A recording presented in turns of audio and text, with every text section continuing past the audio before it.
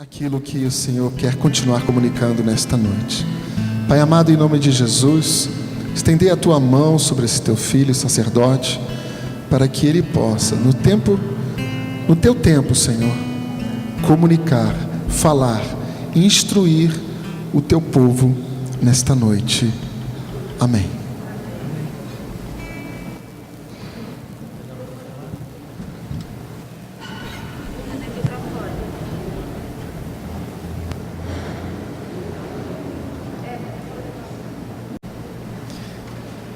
Uma boa noite para todos.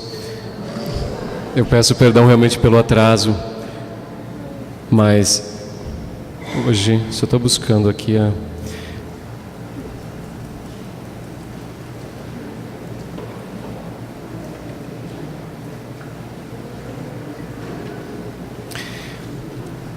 me pediram para falar um pouquinho sobre jejum, esmola e tentação. Mas primeiro eu queria pedir perdão porque eu estou vindo lá do Engenho Novo e estávamos celebrando o Tríduo de São José. Estávamos falando justo sobre a obediência de São José. E o texto bíblico que eu escolhi está na liturgia das horas, na hora nona, de Isaías 58.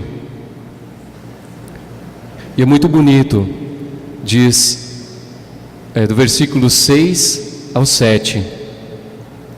Acaso o jejum que prefiro não é outro? Não é repartir o pão com o faminto, acolher em casa os pobres e peregrinos? Quando encontrares um nu, cobre-o, e não desprezes a tua carne. Mesmo que já tenhamos perdido um bom tempo da palestra, mas a ideia era um pouquinho enfocar o que é a esmola, o jejum, e o que tem a ver com a tentação.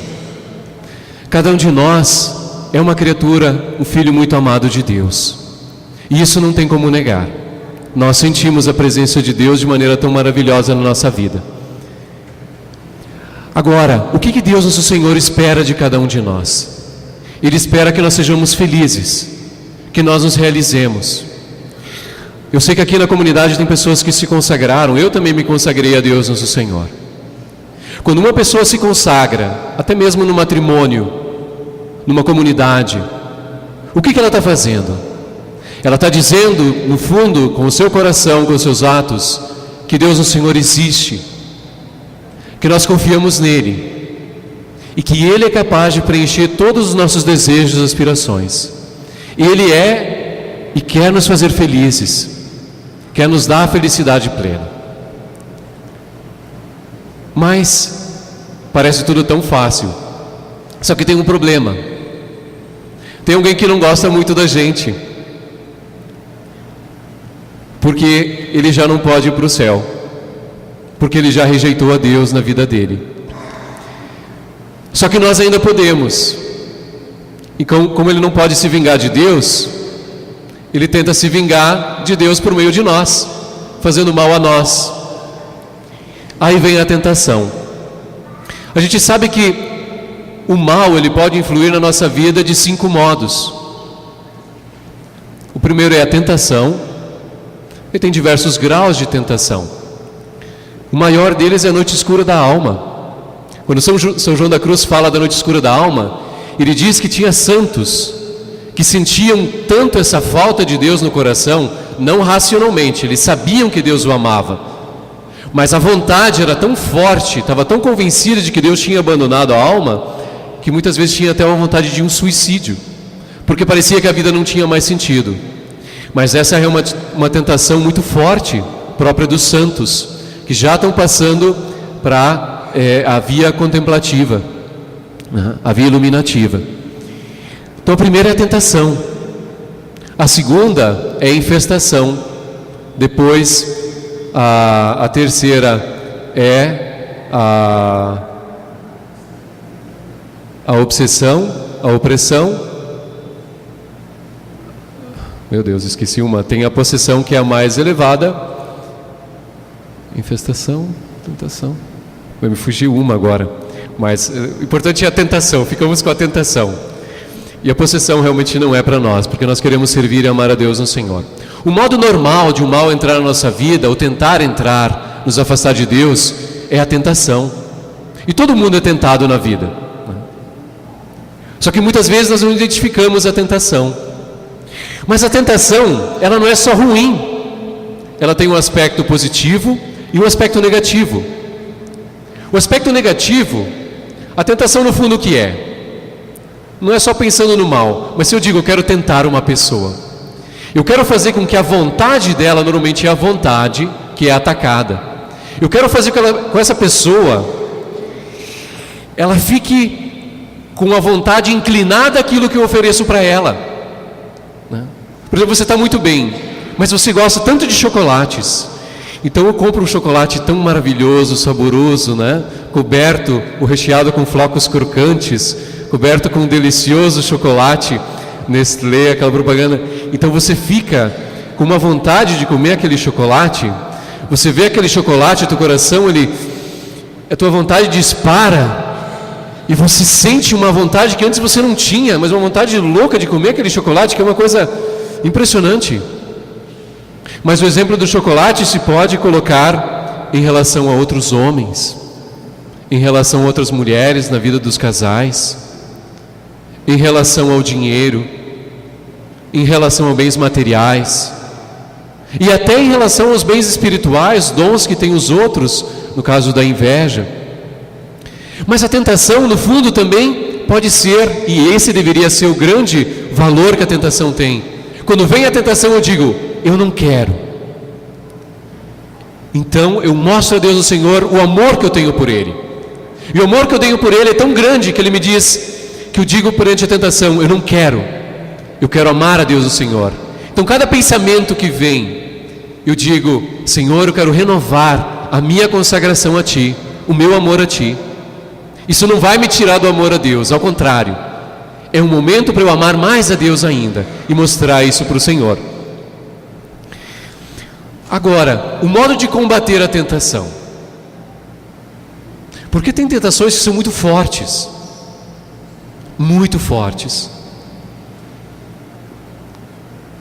e depois elas vêm e são fortes muitas vezes porque eu sou fraco.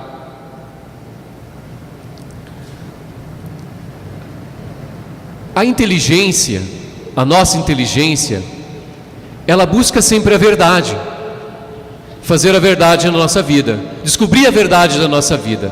Por que nós existimos? Por que nós trabalhamos? Por que nós amamos? Por que as coisas existem?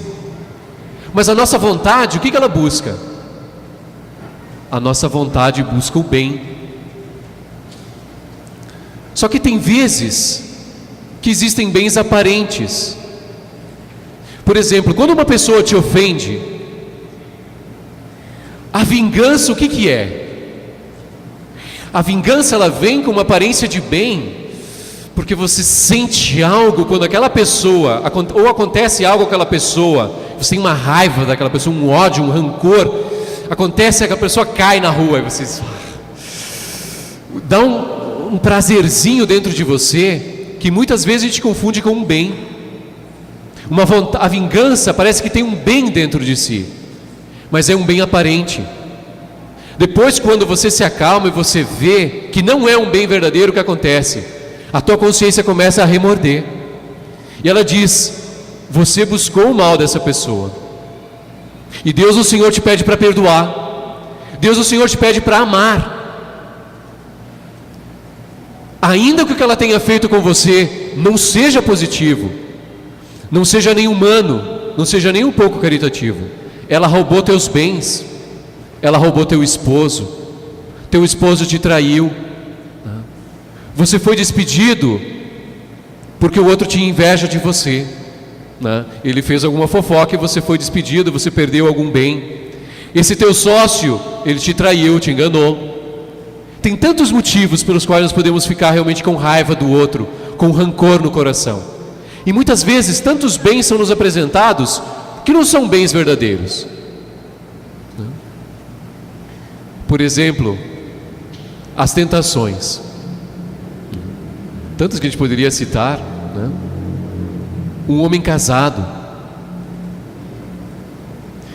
ele se encontra com uma outra pessoa pela rua, uma pessoa maravilhosa também, ou um empresário tem uma secretária maravilhosa, né?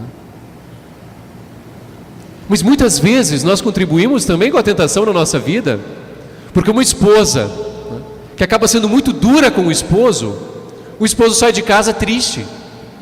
Aí lógico, né, tem uma secretária maravilhosa que vê que ele está triste, diz: meu Deus, o que está acontecendo? O senhor está muito mal. Então ela tenta ajudar, mas ela consola. Aí lógico, aquela pessoa diz: eu tenho uma esposa lá em casa que me trata mal, e tem uma secretária maravilhosa, muito mais jovem, né?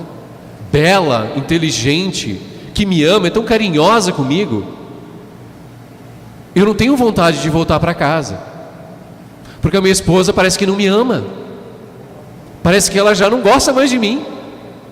E a tentação, né? E a tentação está ali, dizendo: olha, né, essa mulher é fantástica, esquece a tua esposa. Digo, isso se pode falar do homem, mas pode falar da mulher, é igual. Tantas mulheres que sempre dizem: padre, meu esposo, ele parece que me usa, ele não me ama, ele não tem detalhes de amor, detalhes de carinho.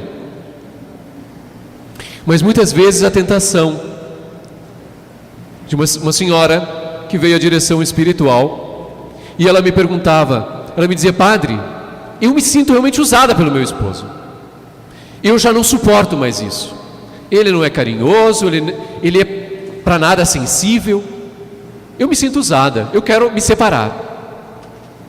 Eu disse: olha, calma, deixa eu conversar com o teu esposo, vamos ter uma direção espiritual com ele, um aconselhamento. Então o esposo chega e começamos a conversar. Uma pessoa extraordinária. Eu disse: não pode ser, né? O que ela me disse não pode ser verdade. Mas como era falta de amor, eu perguntei para o Senhor: e a tua mãe?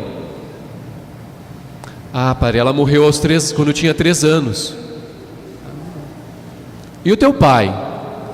Ele faleceu quando eu tinha 7 anos. Aí a pergunta decisiva para já saber encerrar a questão: você alguma vez foi abraçado na vida, beijado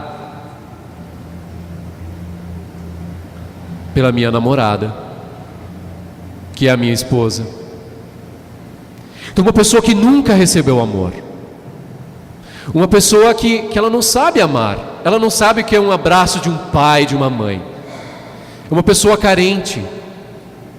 Então é lógico, ela precisa de amor.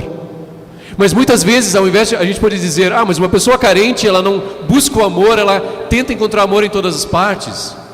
Muitas vezes é assim, mas outras vezes ela se fecha, o coração fica duro para aguentar uma vida dura, e ela não consegue se abrir. Então o que eu disse para a esposa é: ama o teu esposo, ensina o teu esposo a amar, leva ele para Cristo, diz para ele o que ele tem que fazer para ele ser melhor. Agora, se a nossa vontade, eu primeiro dizer uma coisa para entender: a vontade, normalmente, depois do pecado original, ela manda a tua inteligência. Seria a inteligência que deveria dizer para a tua vontade o que você deveria fazer. Você tem que servir a Cristo. Você não vai... Por exemplo, o adultério não tem sentido na minha vida, é a inteligência que tem que dizer. Mas a vontade, ela pensa diferente, né? E de vez em quando a vontade convence a inteligência: eu tenho diabetes, eu não posso comer esse chocolate. Não, mas olha, calma, tranquila, inteligência, esse chocolate é diferente, e é um só, ele é pequenininho, e você vai ver que não vai acontecer nada. Então a inteligência, a gente está dando pequenos exemplos, mas é assim que funciona. A tua inteligência, ela é vencida pela vontade, por causa do prazer, por causa desse bem que tem naquilo que você vai fazer. Então muitas vezes a nossa vontade, ela fica fraca. Por exemplo, e muitas vezes nós enfraquecemos a nossa vontade. Você coloca o teu despertador para acordar às 6 da manhã, Você diz, eu posso dormir até 6h05. Afinal, depois vou chegar pontual. Não tem nenhum problema fazer isso, uma vez.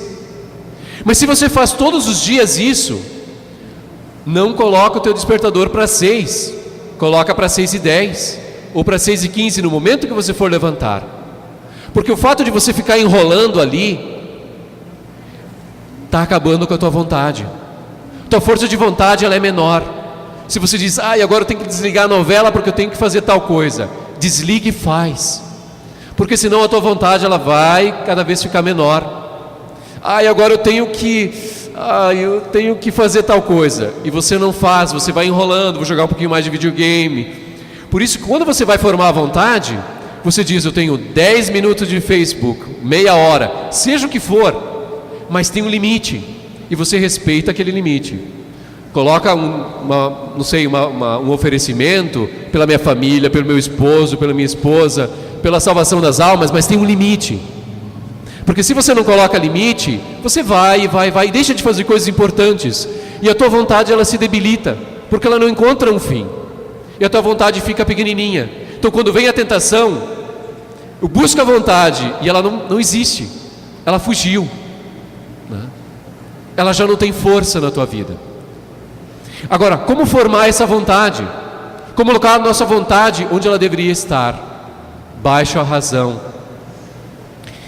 Aí vem o jejum, aí vem a esmola, vem a caridade, o sacrifício. Alguém poderia dizer, o que tem isso a ver? Qual o valor do sacrifício? Por que é tão importante fazer sacrifício na quaresma? Por que existe a quaresma? A Páscoa a gente sabe que foi celebrada lá quando o povo de Israel saiu do Egito. Mas eles matavam um cordeiro, simbolizando essa libertação. Deus veio visitar o seu povo e teve a passagem desse anjo exterminador. Mas a quaresma, onde é que ela iniciou? Com Cristo nosso Senhor sendo tentado no deserto pelo demônio. Mas antes da tentação, o que Cristo fez? Ele ficou 40 dias e 40 noites em jejum e oração, sem comer e sem beber nada, diz o Evangelho. A gente sabe que o número 40 é um número que significa também Kairos, tempo de Deus. Por isso a gente não sabe se exatamente foram 40 dias que ele ficou ou não. É um número que tem o simbolismo. Mas uma coisa que é verdade é que ele foi tentado. Mas antes, ele jejuou. Ele não comeu, não bebeu. Mas e por quê? Porque isso fortalece a tua vontade. Alguém dizer, mas padre, se eu não como, se eu não bebo, eu fico fraco, eu não tenho como resistir. Mas a tua vontade é diferente. Por que uma pessoa, quando ela está com fome, não vai, abre a geladeira e come? É o normal que acontece. Mas se você não faz isso, é por algum motivo. Porque tem alguém maior, tem uma motivação maior do que comer, e que você diz, vale a pena. Quem é que faz jejum e sacrifício? Todo mundo faz? Não. Faz jejum e sacrifício aquele que vê além do jejum e do sacrifício. Eu vou fazer por amor a Cristo nosso Senhor. Eu vou fazer porque eu vou conquistar a minha vontade. Porque o sacrifício, você está dizendo a tua vontade, agora você não vai comer. Você vai adorar ao teu Deus. Você vai buscar uma maior santidade. Não somente de pão vive o homem. Então a tua vontade, ela vai esperar um pouquinho, ela vai comer, mas depois. Quando a inteligência achar que tem que comer, você vai comer. Tua vontade ela fica aí, onde ela deveria estar, baixo o domínio da razão. Então é a tua inteligência que manda, não é mais a busca de prazer, um prazer desenfreado. Qualquer coisa que me é oferecida no prazer eu pego, e eu aceito. Eu não aceito. Primeiro eu digo, isso é a vontade de Deus para mim ou não? Isso me ajuda a ser mais santo ou não? Santo Inácio de Loyola tinha um modo de discernimento de espírito muito interessante. Ele dizia, você tem que tomar uma decisão importantíssima na tua vida. Ele dizia, pensa que você tem 24 horas de vida. E essa tua decisão vai ser fundamental para a tua salvação. E aí você toma essa decisão. Então essa decisão diante da morte e do juízo, da possibilidade do céu, ela vai estar totalmente livre de egoísmo, de interesses, de busca de prazer. Por quê? Porque você vai estar olhando para Deus, você vai estar contemplando a face de Deus, e você vai estar desejando a Deus. Então o pecado naquele momento é como se você lhe ficasse de lado, e os teus olhos veem mais claramente. E aí você vai optar, mas vai optar por aquilo que mais vai te ajudar, mais vai te aproximar de Deus. Então você vai ter a certeza que você está fazendo aquilo diante de Deus, para te salvar. Então por isso que nós fazemos jejum, sacrifício. A esmola, no fundo, que é se libertar de um bem que tanto problema causa. Não se libertar, mas o fato de você dar um dinheiro, dar algo que é seu para o outro. Quantos pais, quantos irmãos separados por causa do dinheiro, por causa da herança. O dinheiro exerce na vida da pessoa um fascínio enorme. São poucos que conseguem controlar. Até mesmo nós que muitas vezes vivemos, nós somos cristãos, mas muitas vezes a vontade de ganhar mais dinheiro é muito grande. Fui abençoar uma casa agora, e antes da bênção, eu disse para os membros da família, era um menino, uma menina, o pai e a mãe. Então, antes da bênção, cada um vai fazer um pedido, vai fechar os olhos e fazer um pedido. Então todo mundo fez, abençoamos a casa. Depois, no final, eu pedi: olha, alguém de vocês gostaria de dizer o que pediu? Aí o menininho levantou a mão. Era o mais pequenininho de todos, tinha 7, 8 anos. Aí eu disse: o que você pediu? Eu pedi a Deus Nosso Senhor que meu pai perdesse o emprego. Então ficou olhando, como assim? É que, padre, eu sei que o meu pai tem que trabalhar, mas se ele perdesse o emprego, ele ficaria comigo, porque ele só trabalha, ele nunca está em casa. Algumas vezes parece que eu não tenho pai, parece que ele ama mais o dinheiro que a mim. O pai chorava, as lágrimas daquele pai rolavam, porque ele nunca tinha se dado conta, porque ele imaginava que a obrigação dele como homem era levar dinheiro para casa, dar o melhor carro, as melhores férias, pagar a escola do filho, que é verdade. O dinheiro, a gente precisa do dinheiro, porque senão você não pode tomar um táxi. Está com sede, você não tem como comprar nenhuma água, você não pode pagar teu celular. Mas o dinheiro, ele tem uma função. Mas o amor desorbitado pelo dinheiro, é isso que nós estamos tentando dizer que não vale a pena. Então esse pai, muitos pais imaginam: um dia eu vou me aposentar e vou aproveitar meus filhos. Teus filhos já casaram. Quem sabe você pode aproveitar os teus netos quando eles vierem te visitar, ou quando você for visitá-los. Teus filhos já casaram, já passou o tempo. Você dedicou toda a sua vida a fazer algo maravilhoso, mas não se dedicou também ao essencial. Você precisa do emprego, mas você precisa da tua família. Não esquece o essencial. Você trabalha, é para tua mulher, para tua esposa, para os teus filhos, porque você os ama. Mas então fica com eles também. Algumas vezes no colégio, agora que o Padre Hugo foi para o México, nós estamos mais no colégio, já como capelão, e parece que tem pais que depositam os filhos no colégio. Quanto antes eles chegarem no colégio e quanto mais tarde eles chegarem, melhor. As crianças fazem a primeira comunhão e você pergunta para eles: você vai na missa? É que ninguém me leva. Então a única vez que eles podem ir na missa é no colégio. Os pais não levam. Então estamos tentando visitar os pais agora durante a catequese, para dizer: olha, quer dar um presente para o teu filho? Leva ele para a missa. Então pedir ao Senhor essa graça. A gente sabe que o sacrifício ninguém gosta. Ninguém gosta do sacrifício. Ninguém ama o sacrifício. Agora, o nosso Deus, né, Ele morreu crucificado numa cruz. Ontem, visitando uma família, dizia: mas padre, tanto sofrimento, porque Deus permite tal, a minha mãe que tal, meu pai. Pois é, como Deus permite que o próprio filho dele morra numa cruz? Sofreu, e como sofreu? Então o sofrimento, ele tem um objetivo, ele tem um significado, ele tem. A dor tem. Tem uma carta maravilhosa que escreveu o Papa João Paulo II: Salvificis dolores, a dor salvífica. Mas ele escreveu quando ele começou a sentir mais aquela doença, porque ele queria esquiar como fazia nos tempos jovens e não podia. Ele queria caminhar normalmente, já não podia, tinha que usar uma bengala. A inteligência dele já não era tão boa como antes. Ele queria fazer coisas com os jovens e já não podia.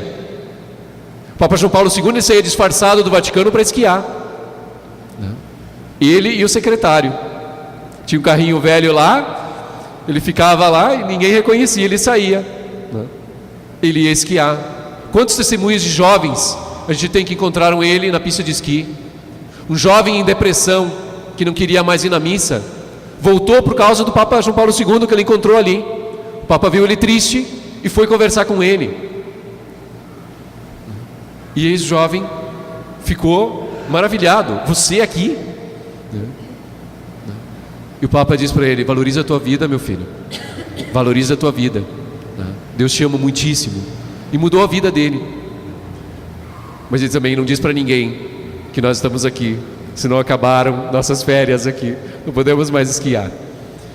Então, o sacrifício, o jejum, são coisas maravilhosas quando bem usadas. É como a internet. A internet pode ser terrível, mas pode ser maravilhosa. Você encontra coisas tão boas que te ajudam, mas depende de como você usa.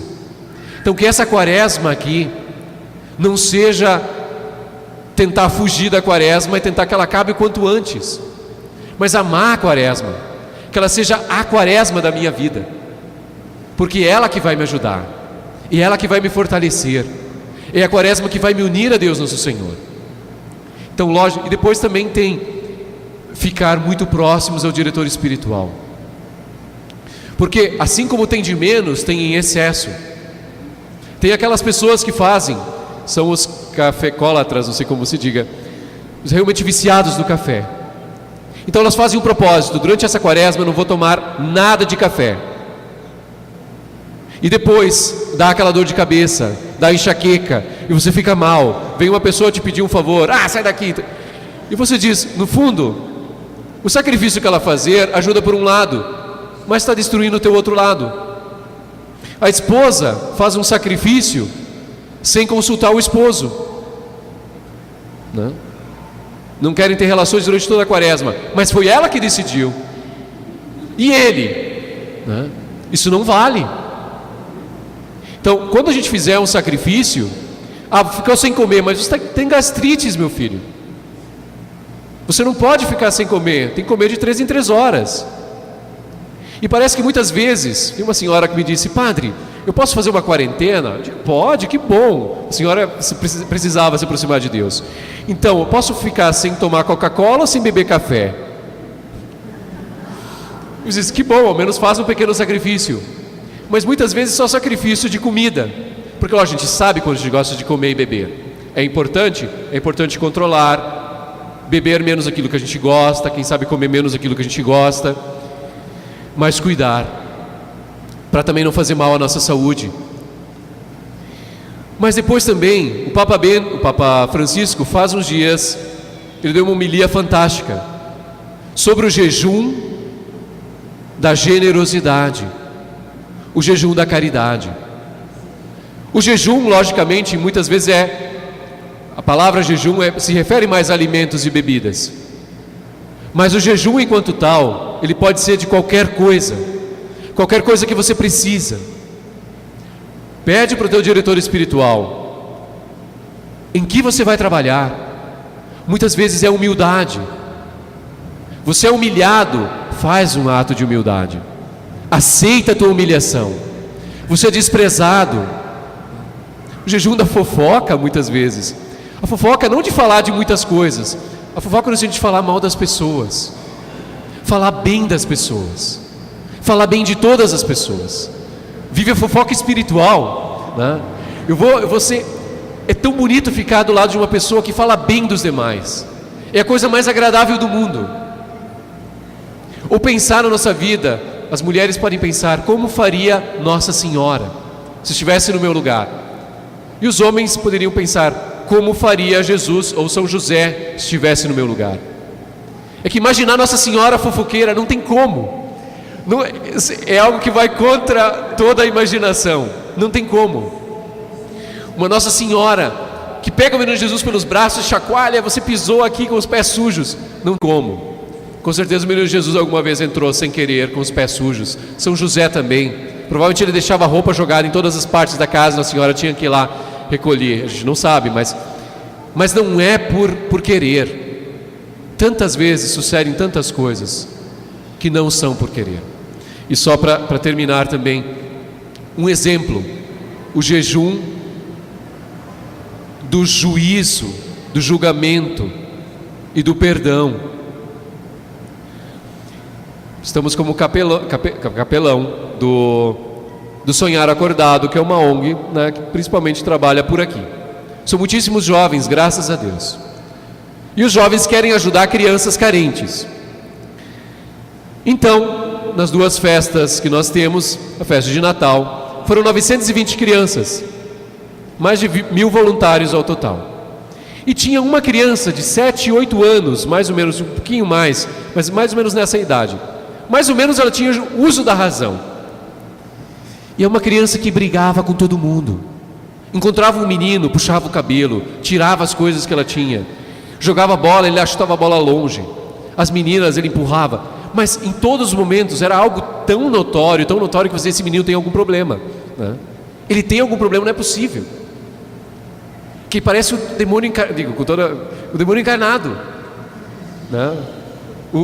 Parece o sobrinho do demônio. Mas era uma criança assim. Aí, com todo respeito, mas e você vai conversar com esse menino. Ele tinha um vocabulário seleto de palavrões, né? Uma coleção assim que você não encontra em nenhum lugar. E você diz: como ajudar um menino assim? Aí fomos conversar com ele. E teu pai? Meu pai é um... E tua mãe? Minha mãe é pior ainda. E os teus irmãos? Não quero nem ver, porque... E aí, o que teu pai e a tua mãe? Meu pai só briga, minha mãe hoje bateu no meu pai e tal. E você diz... Aí eu ficava pensando, essa criança, ela foi educada assim, com palavrões, com xingamentos. Ninguém dizia para ela: meu filho, por favor, traz isso daqui, bate. Então ela viveu isso a vida inteira. E ela só sabe fazer isso. Só sabe fazer isso. Ela só sabe falar palavrão porque ela só escutou palavrão a vida inteira. E o que eu ficava pensando, se essa criança um dia tiver 18 anos e aprontar alguma coisa com a filha, com o filho, um parente de vocês, matar alguém, sequestrar alguém da família de vocês, alguém vai dizer: esse aí, ele é um assassino, ele merece pena de morte, ele não merece viver. Mas dá uma olhadinha no histórico dele, no pai, na mãe. Quantas vezes abusaram dele na infância? Tem meninas que a gente conhece e vou atendendo, pareciam possuídas, porque você rezava com elas, elas tremiam todas assim, mas de traumas da infância. Eu disse: minha filha, você precisa de uma psicóloga para te ajudar. Não só de oração de cura e libertação. Nem tudo é oração de cura e libertação. Tem males psicológicos, tem traumas. E você dizia: esse menino, É fácil dizer que ele é um assassino, ele é um ladrão, Sim, mas e quem é o culpado? É ele o culpado? Ele é livre para fazer o que ele quer. Mas até que ponto ele é livre para fazer o que ele quer? Então, é só uma pequena reflexão, porque muitas vezes você busca escutar sempre as duas partes, mas tem histórias tão tristes, histórias tão terríveis, que você diz: até que ponto essa pessoa tem culpa? É difícil. Muitas vezes acho que só a oração, só o sacrifício e o jejum por aquelas pessoas pode produzir realmente um resultado, porque já levam aquilo tão forte no coração. Aí sempre me vem à mente o pecado lavado, né? Porque se o pecado está ali e não é lavado, eu acho que cada um de nós já experimentou o pecado não lavado, né? Cada um de nós já experimentou, mais ou menos. E quando a gente diz pecado lavado, dá um sorriso, né? Dá uma alegria no nosso coração, porque a gente está dizendo: já me libertei dessa tentação, desse vício da pornografia, de tantas coisas, eu não vou nem citar nomes, né? Mas que a gente sabe qual é o nosso vício, e que muitas vezes ainda está atrás de nós. E todos aqui nós temos algum vício, né? Todos temos, seja de pensamento, de palavra, de obra. Mas nós não queremos vencer, nós não estamos lutando contra o mal. A nossa vida é para amar mais a Deus nosso Senhor. Se alguém se dedica a lutar contra o mal, meu filho, você está no exército errado, na direção espiritual. Padre, eu vou acabar com isso daqui, eu vou acabar com aquilo. Mas meu filho, você vai ficar vazia, você vai se encher de quê? Então o nosso objetivo é amar a Deus. Nós somos filhos de Deus. O nosso objetivo não é lutar contra a tentação. Se ela vier, nós lutamos, mas o meu objetivo é amar a Deus. E com isso eu termino. O Papa Bento, nos documentos dele, ele dizia uma coisa maravilhosa. Ele fazia uma reflexão: quem é o bom cristão? Quem é o bom católico? É aquele que vai na missa? É aquele que reza? O bom católico, o bom cristão é aquele que ama uma pessoa, a pessoa de Deus, uma pessoa divina. Não adianta você dizer: você tem que ir na missa. Agora, se você ama Deus nosso Senhor, você quer ir na missa, você desfruta ir na missa, o teu grande desejo é ir na missa. Quando você é ordenado sacerdote, você tem essa alegria de poder celebrar a primeira missa. Quando termina a primeira missa, você diz: meu Deus, agora pensar que faltam 24 horas para celebrar a próxima missa. E dá uma vontade já de celebrar uma nova missa, dá uma vontade de estar novamente com Deus o Senhor. Não nos enfocar na parte negativa do jejum e do sacrifício, da quaresma, mas ver o nosso presente que está lá na frente, ver o quanto nós vamos crescer no amor a Deus, ver quanto nós vamos ter mais intimidade com esse Deus, quanto você vai sentir mais esse Deus na tua presença. Então agora pedir ao Senhor essa graça de, nessa quaresma, experimentar profundamente a presença de Deus na minha vida, experimentar esse ardor de Deus no Senhor na minha vida, experimentar o Espírito Santo entrando na minha alma, purificando a minha alma, tudo aquilo que ainda tem que purificar, os meus vícios, que Ele lave o meu pensamento, a minha memória, que Ele lave a minha vontade, fortaleça a minha vontade, que o Espírito Santo faça a minha vontade arder, mas de amor por Ele, que o Espírito Santo, Ele faça o meu coração arder de amor por Maria, por Jesus, pela Eucaristia, que o Espírito Santo seja tão unido a mim, de que o meu coração já não esteja em paz, até o dia, até aquele momento de oração, com o qual eu vou me unir verdadeiramente a Deus, que o meu coração já não descanse, até estar totalmente unido a Ele, a estar intimamente unido ao Senhor. Que o meu grande desejo, em todos os momentos, seja realmente de amar mais. Por isso pedi ao Senhor, nesse momento de oração, nesse final desse encontro: Senhor, tira da minha vida tudo aquilo que me afasta de Ti. Afasta, Senhor, tudo aquilo que possa ser espiritual também, tudo e qualquer coisa que possa vir de uma geração anterior, tudo aquilo que possa vir da minha família, dessa carência afetiva, essa falta de amor do meu pai, da minha mãe. Se eu fui rejeitado, se eu fui pouco amado, cura, Senhor, essas feridas na minha alma. Lave esse meu coração, muitas vezes ainda ferido, cheio de rancor, de mágoa. Se eu fui traído, se eu fui desprezado, liberta, Senhor, o meu coração de todo sentimento de raiva, de ódio. Que eu seja livre, Senhor, para amar a todos, porque todos são filhos Teus. Liberta, Senhor, a minha família, a mim, de toda e qualquer maldição, de todo e qualquer trabalho, feitiçaria, bruxaria, amarração. Que tudo isso saia da minha vida, que seja quebrado, Senhor.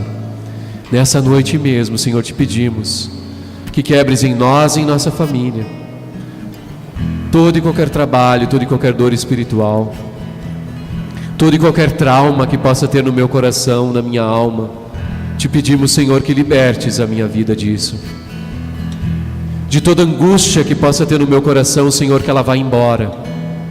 De toda tristeza, de toda mágoa, de toda solidão, de toda carência. Liberta, Senhor, o meu coração de tudo isso. Inunda o meu coração. Divino Espírito Santo, te pedimos, inunda o meu coração de alegria, de paz, de serenidade. Essa paz que só Tu podes dar, ninguém mais. Eu quero a Tua paz e não outra. Eu quero a Tua alegria e não outra. Eu não quero prazer, eu quero amar. Eu quero esse prazer espiritual que não me deixa em paz, que faz o meu coração arder constantemente de amor por Ti, Senhor. Eu quero a verdadeira alegria na minha vida. Eu não quero me contentar com coisas que eu já busquei, que não me satisfizeram na minha vida. Eu já não quero mais isso, porque eu sei aonde me leva, e não me leva aí onde eu quero entrar, quando eu quero ir. No coração de Deus não tem lugar para isso, e eu quero o meu coração como o coração dele. Então eu quero deixar isso de lado. Por isso, Senhor, eu te peço que realmente me libertes de tudo isso de uma vez para sempre. Eu preciso dessa libertação, Senhor, de tudo que ainda me amarra a esse mundo, ao pecado. Eu não quero isso, Senhor, porque quando eu olho para a Tua cruz, eu lembro que foi por amor a mim, por amor a cada um de nós, porque Tu me amas, Senhor. Tu me amas e não consegues me ver sem me amar. E se eu peco, Tu jamais me abandonas. Sempre estás disposto a lavar esse pecado, a perdoar esse pecado. Portanto, te pedimos, Senhor, também nessa noite, que nós queremos pedir essa bênção sobre cada um de nós, essa bênção sobre todas as nossas famílias, sobre os nossos seres queridos, sobre aquelas pessoas que nós amamos, sobre o nosso trabalho, sobre o trabalho de todos os nossos seres familiares, nos nossos estudos, na nossa universidade, de todos os ambientes que nós frequentamos, Senhor, de nossas lojas, nossos escritórios, nosso ambiente de trabalho.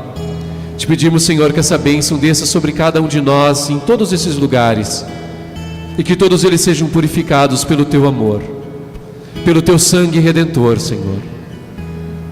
Esse amor que não para de nos amar. Te pedimos, Senhor, pelo poder sacerdotal que me foi concedido no momento da ordenação, que liberte, Senhor, a todos os teus filhos de todo e qualquer mal, que os purifiques e consoles de tudo aquilo que nos afasta de Ti e nos faz Te amar menos. Consola o nosso coração, Senhor. Tira tudo aquilo que não venha de Ti e concede-nos todas aquelas graças que nos mais necessitamos. Por intercessão da Imaculada Virgem Maria, que tanto amamos, nossa querida Mãe, Te pedimos, Senhor, também pela intercessão de São Miguel, de Jerônimo, de sua querida esposa, Te pedimos, Senhor, que essa bênção desça sobre cada um de nós e que realmente quebre, nos liberte de tudo aquilo que nos ata ainda e nos conceda a graça de Te amar cada vez mais. O Senhor esteja convosco, Ele está no meio de nós. Abençoe-nos, Senhor, Deus Todo-Poderoso, Pai e Filho e Espírito Santo. Amém.